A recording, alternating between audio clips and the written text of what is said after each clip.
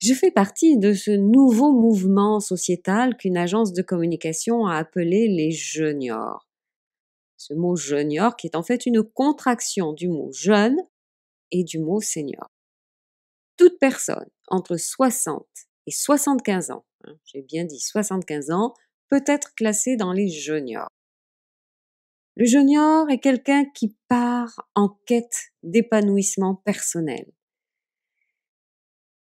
Globalement, le junior est plus en forme que la génération précédente et il ne veut pas se sentir exclu de la société. Il veut donner un sens à sa vie et vivre pleinement sa vieillesse, libre et autonome.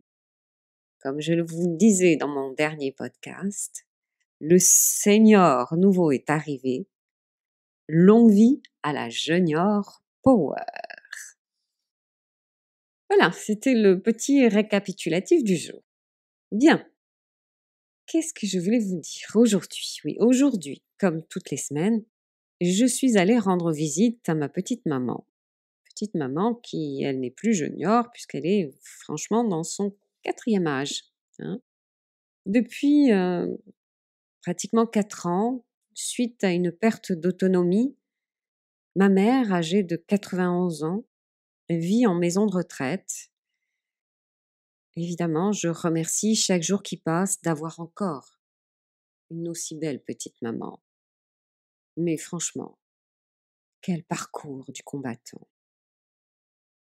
D'ailleurs, je reviendrai régulièrement dans mes podcasts sur cette période de vie, pratiquement 4 ans, car c'est une période pour moi très, très riche. Une vie intense par les émotions, mais aussi par les prises de conscience. Vous savez, je pense que voir ses parents vieillir, c'est aussi entrevoir sa propre vieillesse. On est alors confronté à des questions sur nous-mêmes. Eh oui. Donc, pour revenir à ma petite maman, suite à une perte d'autonomie il y a à peu près 4 ans, comme je vous le disais, euh, ma mère a eu la chance d'avoir été reçue dans une maison de retraite.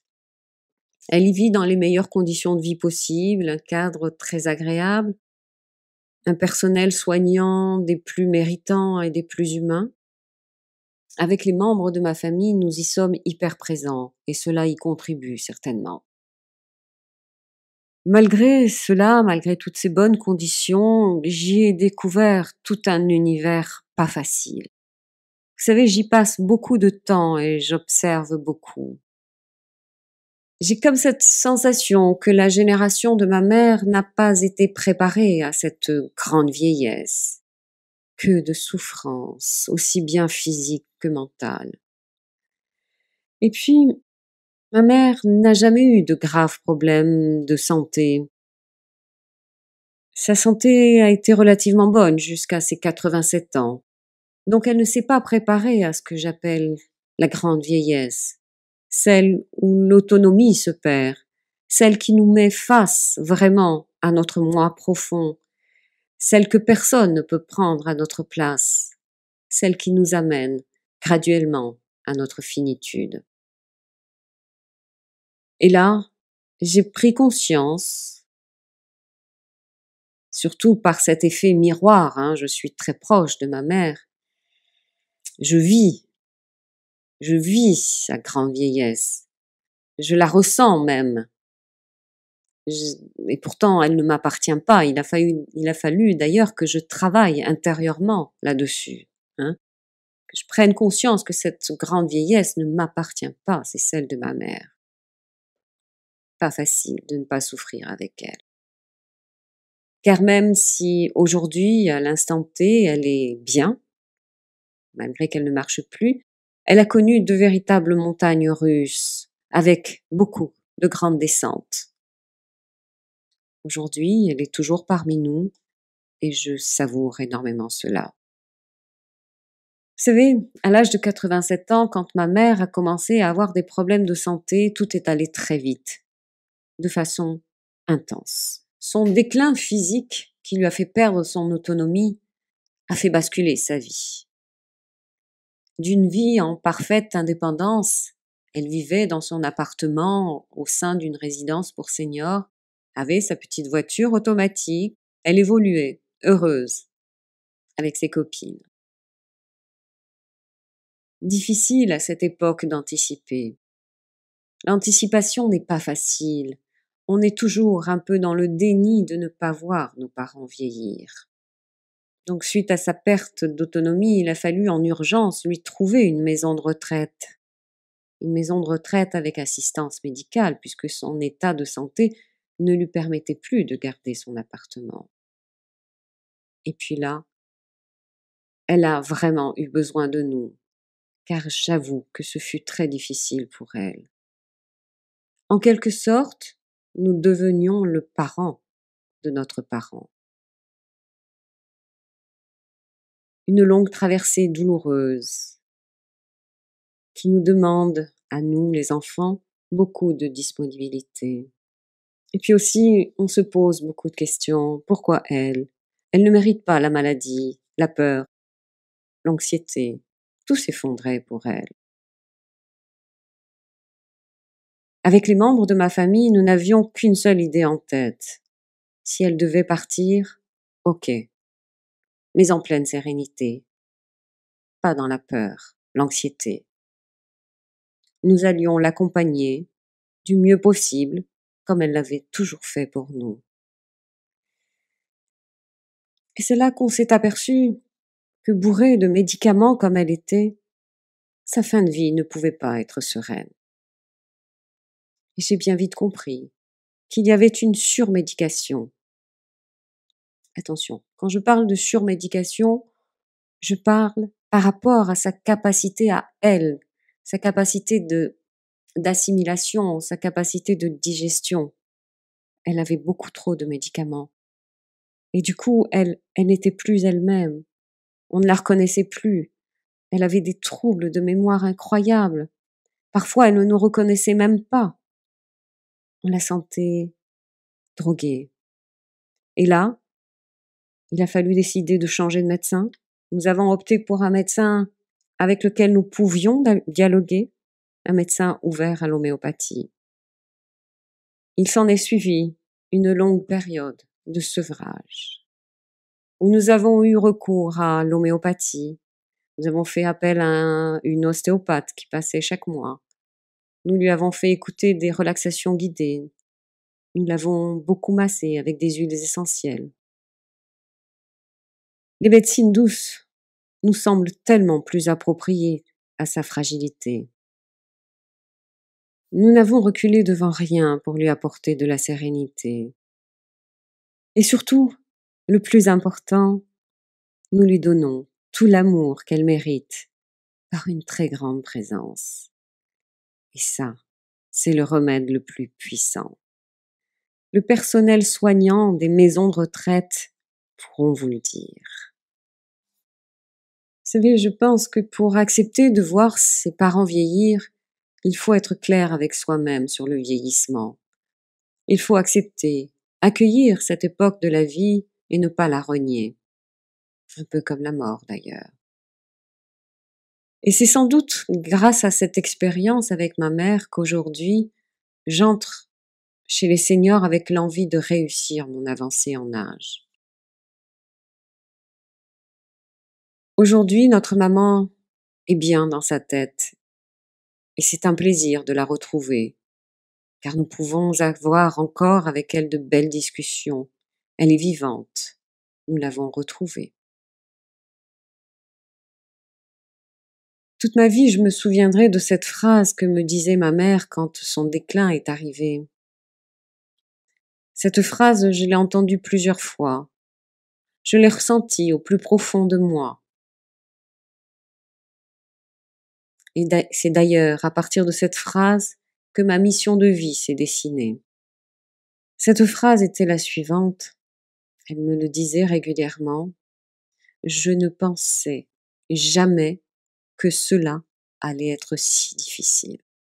Je ne pensais jamais que cela allait être si difficile.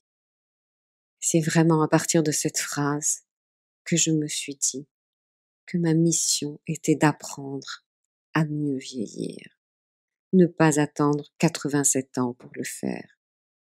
Cette mission est importante pour nous tous. Je pense sincèrement qu'il va falloir que cela devienne une priorité pour tout le monde. J'ajouterais que c'est même un devoir pour chacun. Inutile de vous dire qu'il s'agit aussi d'un véritable défi pour les acteurs politiques, car la population mondiale vieillit. À l'échelle mondiale, on le sait, le nombre de seniors devrait, pour la première fois de l'histoire, vous entendez bien, pour la première fois de l'histoire, dépasser celui des enfants. Ceci en 2047. Impressionnant, non? Il va vraiment falloir faire en sorte que les personnes vieillissent le mieux possible en mettant le focus sur une meilleure santé physique, mais surtout mentale. Sinon, cela deviendra un véritable gouffre financier complètement ingérable. Il faut savoir que la perte d'autonomie d'une personne est un vrai casse-tête financier. Personnellement, je pense qu'il ne faut pas s'intéresser à la vieillesse qu'en termes de soins médicaux et de coûts. La santé mentale, elle, est à mettre en avant. Il est certain que gaver une personne de médicaments chimiques ne peut pas solutionner les problèmes de santé. Pour ma mère, j'ai bien vu à quel point cela avait aggravé ses problèmes. Vous savez, les effets indésirables des médicaments représentent le numéro 1 des problèmes actuellement posés en gériatrie. Le docteur Marc Girard le signale d'ailleurs, il le dit, 140 000 seniors meurent chaque année de problèmes liés aux médicaments. Ceci représente 3 fois le nombre de personnes qui meurent d'un cancer du sein ou de la prostate. Impressionnant quand même. Et croyez-moi, je veux bien le croire.